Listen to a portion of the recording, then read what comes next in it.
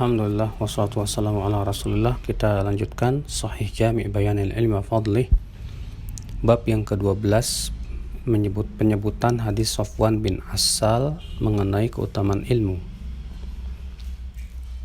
Ada seorang laki-laki datang dari kabilah Murad, namanya Safwan bin Assal, kepada Rasulullah SAW sementara beliau SAW sedang berada di masjid bertelekan di atas jubah beliau yang berwarna merah.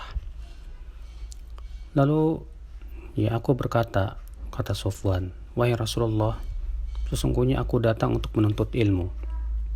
Maka Rasulullah SAW bersabda, "Marhaban bi talibil ilm, inna talibal ilm la tahuffu bihil malaikah wa tudhalliluhu bi ajnihatiha fayarkabu ba'daha ba'dan hatta ta'alwa ila sama'id dunya min hubbihim lima yatlub fama ji'ta tatlub." Kata Rasulullah, "Selamat datang penuntut ilmu. Sesungguhnya penuntut ilmu itu dilingkupi oleh para malaikat dan dinaungi dengan sayap-sayap mereka, dan mereka pun kemudian meniki satu sama lainnya sehingga ke langit dunia, karena saking mereka mencintai apa yang ia cari, apa yang ia tuntut berupa ilmu." "Lalu engkau datang untuk mencari ilmu apa?" Aku berkata, "Wahai Rasulullah, aku senantiasa bersafar antara Mekah dan Madinah. Maka berikan aku fatwa mengenai mengusap dua khuf." Dan ia pun menyebutkan hadis secara lengkapnya.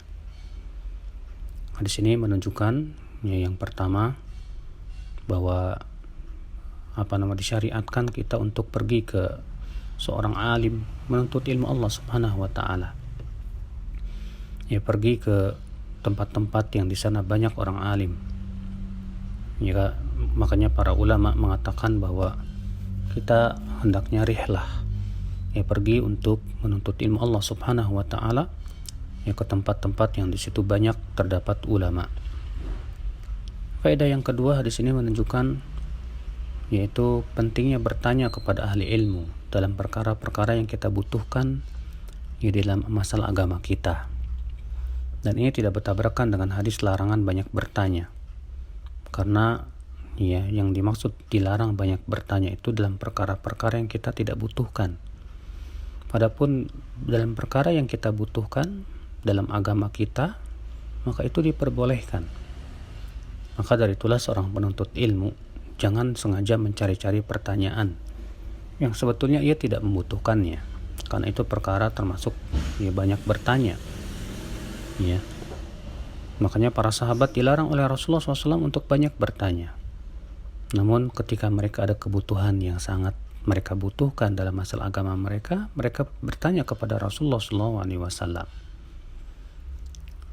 Faedah yang keempat yang bisa kita petik atau yang ketiga dari hadis ini, bahwa dianjurkan kita menghormati dan memuliakan para penuntut ilmu.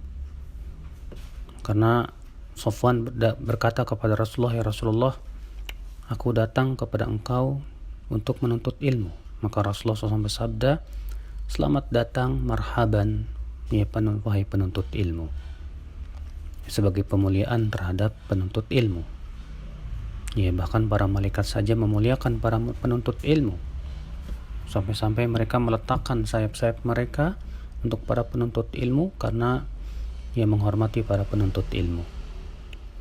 Maka kita muliakan mereka, kita hormati mereka, karena yang mereka cari adalah ilmu yang sangat mulia, yaitu ilmu agama, ilmu din, yang tentunya itu sangat bermanfaat untuk umat secara umum.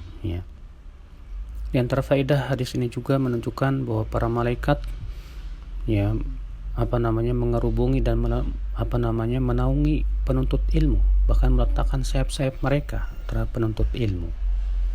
Ini menunjukkan akan keutamaan ilmu, dan bahwasanya ilmu itu sangat mulia sekali, sampai-sampai para malaikat mereka menaungi para penuntut ilmu dengan sayap-sayap mereka. Allahu a'lam.